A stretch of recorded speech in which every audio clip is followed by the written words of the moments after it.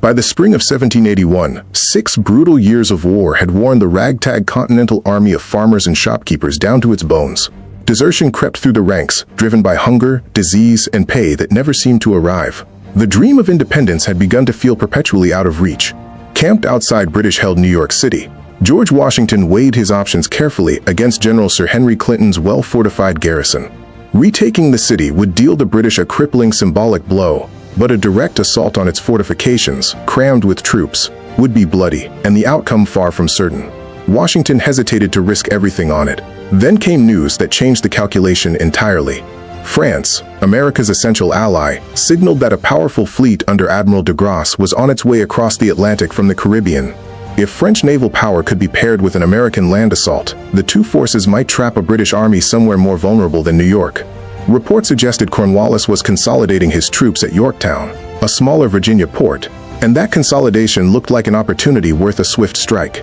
In late August, de Grasse's fleet of nearly 30 warships appeared off the Virginia coast, sealing Cornwallis inside Yorktown from the sea. Word reached Washington's camp almost immediately, met with a cautious optimism nobody had felt in years, and he seized the moment. What followed was one of the most demanding logistical feats of the entire war. Washington marched more than 12,000 American and French troops, some 700 miles from New York to Virginia, the largest troop movement of the Revolution, carried out under tight secrecy as an all-or-nothing gamble for independence. As the armies converged on Yorktown, Washington set the trap. The Marquis de Lafayette's forces would pin Cornwallis to the peninsula, while Washington's troops joined roughly 4,000 French soldiers under the Comte de Rochambeau.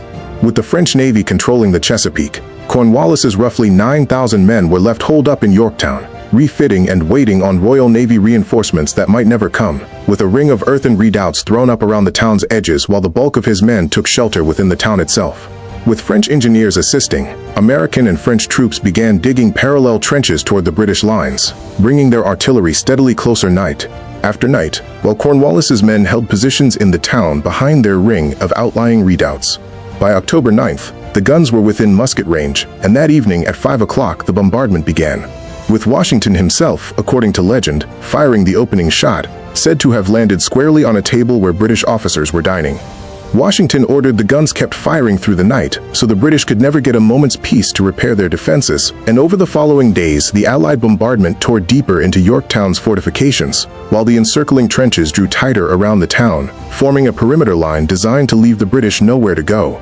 A German officer serving with Cornwallis later described the bombardment in vivid terms. His unit forced to relocate into the earthworks under heavy fire, shells weighing well over 100 pounds, raining down constantly along with even heavier ones, civilians fleeing toward the riverbank with whatever belongings they could carry, and the wounded suffering horrific injuries from shrapnel that tore through limbs and bodies both in the air and on the ground.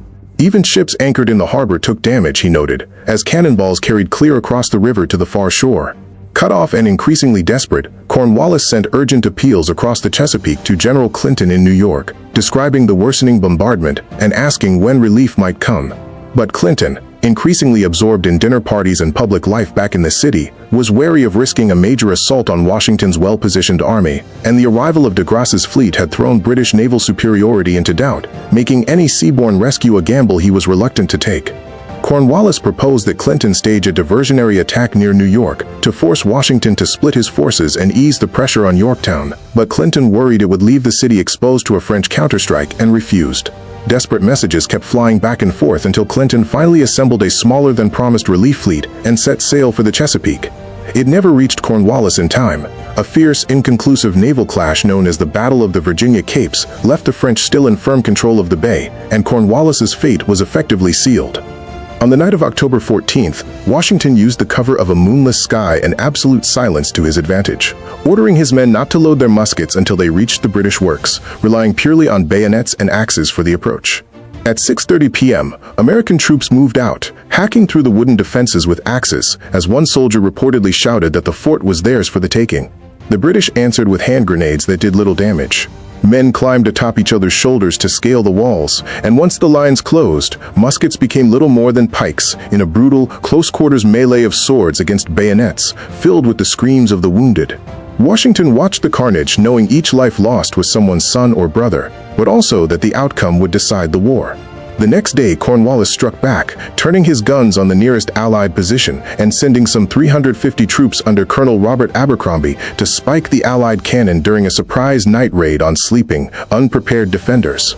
Abercrombie's men managed to disable several guns in the trenches, but Allied engineers had every one of them firing again by morning.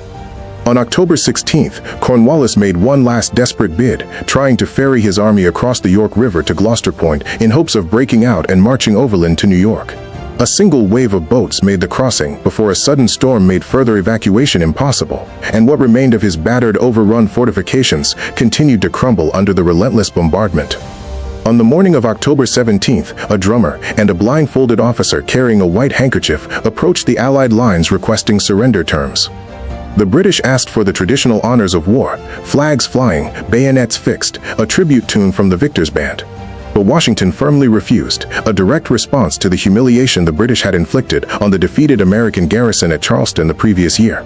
Cornwallis, citing illness, didn't appear at the ceremony, sending Brigadier General Charles O'Hara in his place.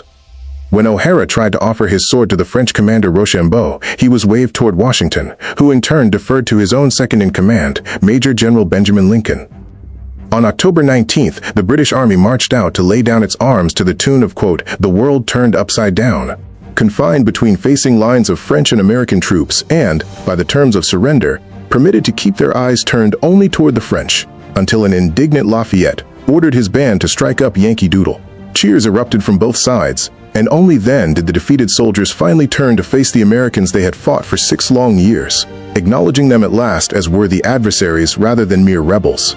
Clinton's relief fleet arrived 5 days too late.